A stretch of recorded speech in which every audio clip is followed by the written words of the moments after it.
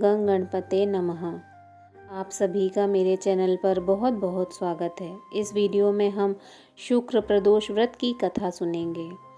एक नगर में 3 मित्र रहते थे, राजकुमार, ब्राह्मण कुमार और तीसरा धनिक कुमार। राजकुमार और ब्राह्मण कुमार विवाहित थे। धनिक पुत्र का भी विवाह हो गया था, लेकिन गौना शेष था। एक दिन तीनों मित्र स्त्रियों की चर्चा कर रहे थे।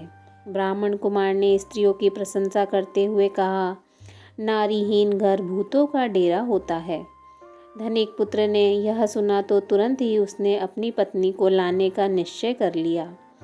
तब धनिक पुत्र के माता पिता ने समझाया कि अभी शुक्र देवता डूबे हुए हैं, ऐसे में बहू बेटियों को उनके घर से विदा करवा लाना शुभ नहीं माना जाता।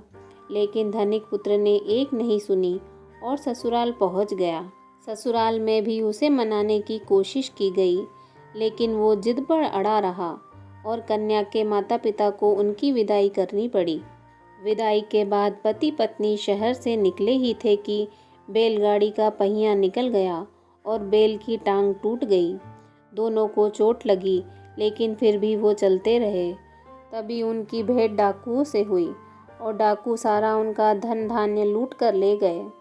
धनिक पुत्र पत्नी सहित रोता पीटता अपने घर पहुंचा। जाते ही उसे सांप ने डस लिया। उसके पिता ने वैद्य को बुलाया।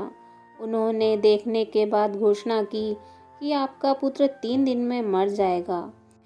जब ब्राह्मण कुमार को यह खबर मिली तो वह धनिक पुत्र के घर पहुंचा और उसके माता पिता को शुक्र प्रदोष करने की सलाह दी और कहा कि इसे पत्नी सहित वापस ससुराल भेज दो।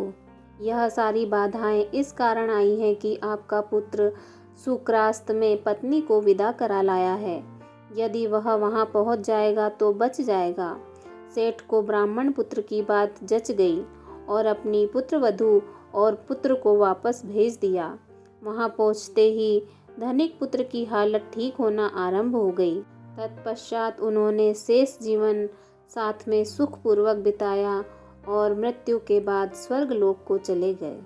मान्यता है कि शुक्र प्रदोष व्रत से सुख समृद्धि और सौभाग्य का वरदान मिलता है। बोलिए ओम नमः पार्वती पते हर हर महादेव।